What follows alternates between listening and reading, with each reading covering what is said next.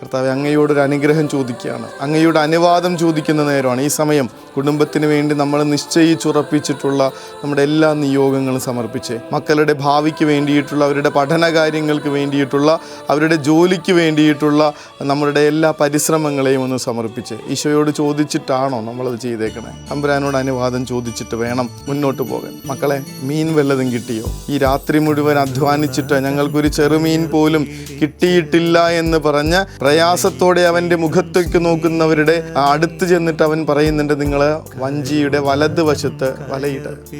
അവൻ പറഞ്ഞത് കേട്ട്, വചനം പറയണ കാര്യമാണ്, അവൻ പറഞ്ഞത് കേട്ട് അവർ വലയിട്ടു. വഞ്ചി മുങ്ങാറാകുവോളം അവർക്ക് മീനുകൾ കിട്ടി. തമ്പുരാനെ, ഇനി മുതൽ, ഇന്ന് ഈ നിമിഷം മുതൽ ഞങ്ങൾക്ക് ഞങ്ങളുടേതായിട്ടുള്ള ആഗ്രഹങ്ങളില്ല, ഞങ്ങളുടേതായിട്ടുള്ള ശബദങ്ങളില്ല, ഞങ്ങളുടേതായിട്ടുള്ള സ്വപ്നങ്ങളില്ല.